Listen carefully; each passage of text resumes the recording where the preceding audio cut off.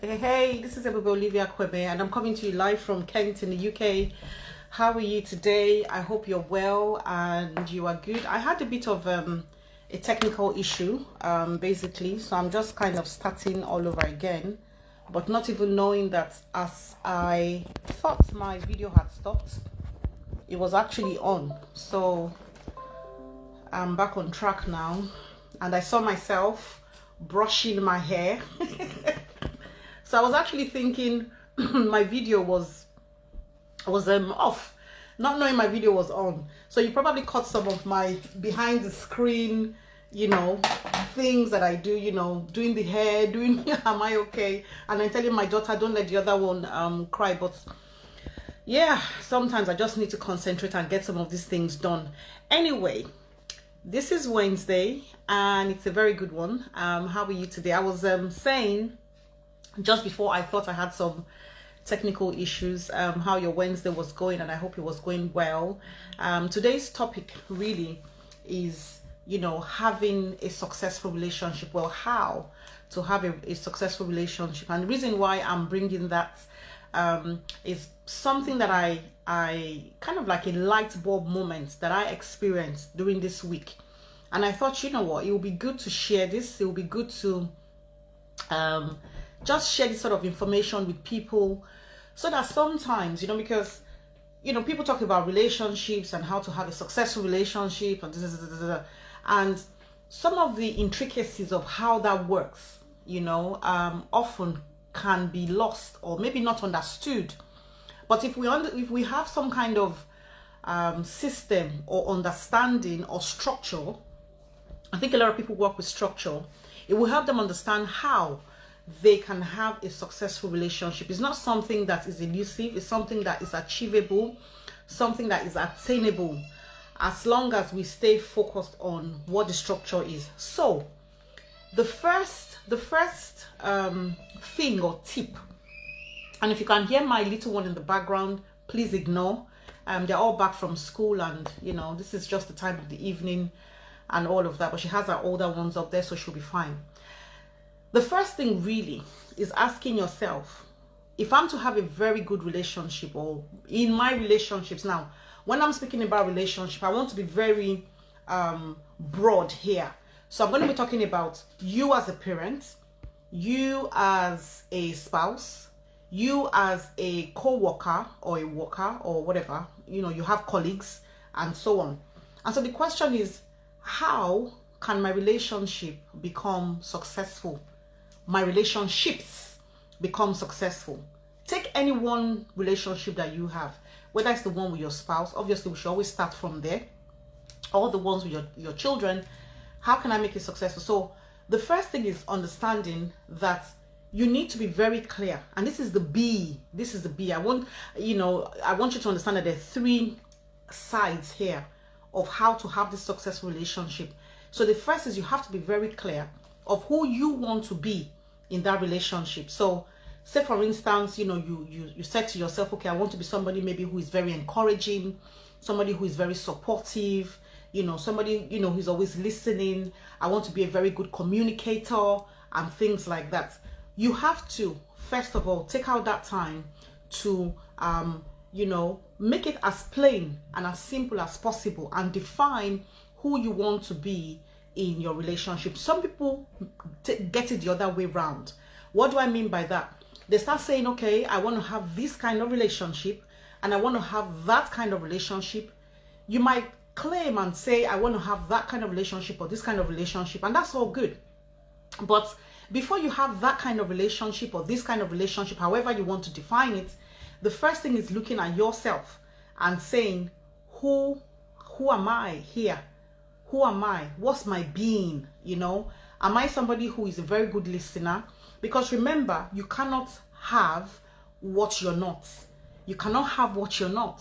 You cannot then say, okay, I want to have this type of relationship, but you're unwilling to be that kind of a person or to even give the sort of thing that you're looking for. So, do you want to be compassionate in your relationship? Do you want to be, somebody who is known to be trustworthy? Do you want to be someone, like I mentioned, who's a very good communicator? Do you want to be somebody who's, like I said, encouraging? someone who is very honest, you know, in the way that you deal in your relationship. You have to know who you are in that relationship, because who you are is the most important aspect of this process that I'm talking about. That's the first thing. Now, let's imagine you're very clear on that, and you've said, okay, this is who I want to be, and this is the kind of person that I want to be in my relationship, and all of that. The next kind of question is asking yourself, okay, what are the things that I can do? So let's imagine you say that I want to be somebody who is more romantic in my relationship, or more intimate in my relationship. Let's imagine you're talking, you know, thinking about it towards your spouse or whatever. The next thing is asking yourself, okay, what are the things that I can do? So the next thing or tip is, what are the things that I can do? What is the doing here? You know, what can I do to ensure that this happens? Okay, so the first thing is saying, I mean, there are many things you can do, but, you know, things like date nights, movie nights. So think about, you know, bonding activities. Think about things like that. If it has to do like with the children, and saying, okay, you know, maybe I want, you know, the family to bond more. The question is, okay, so what sort of activities can you have or do with the children, basically? You know, where can you guys go? Again, you know, things like, you know, maybe family night, or you can have like a reading session. The other day we had like a goal setting morning where we all came together and everybody just talked about their goals, and we wrote it down, and we listened to a recording on goal setting for the whole family. You know, one, it was a bonding activity, but it was also something to kind of help us establish, you know, where we are as a family and just our aspirations, and share that, you know. And that's quite intimate, because if I know what you want to achieve, you know what I want to achieve, then excuse me, it helps me understand you more, it helps me understand you more, and so forth.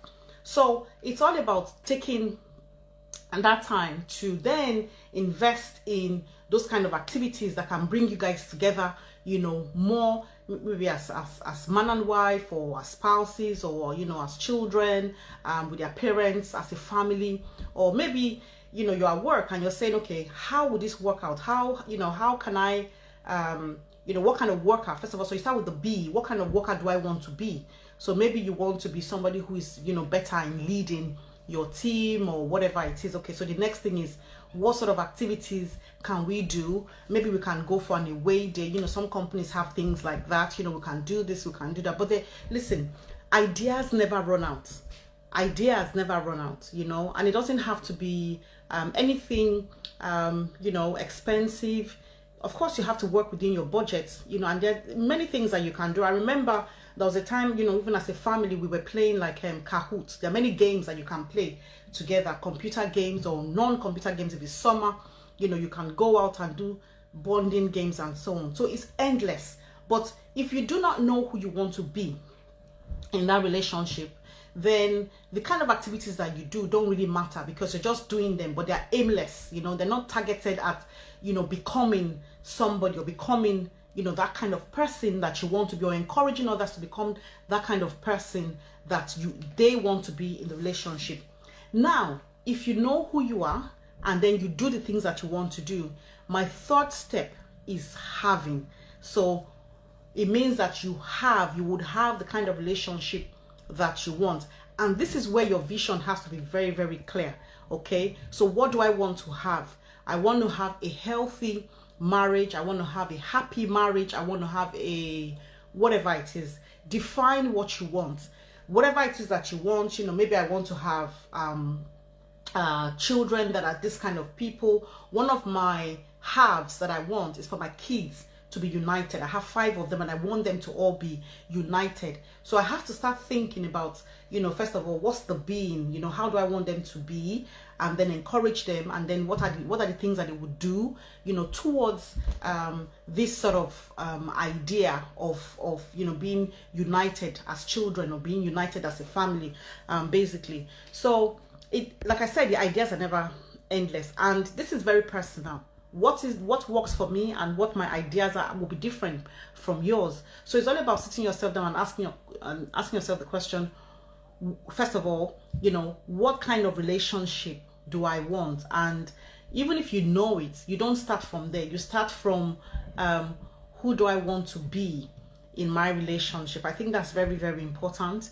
Who do I want to be here? First of all, if I'm clear as to this is the kind of person I want to be somebody who is honest, who is a good communicator, who is whatever, a good listener, then you do the things that, you know, enable you to become that sort of person, and then you would have, okay, so it's a 3-step process. You be that person, you do the activities, and then you will have the kind of relationship that you are seeking.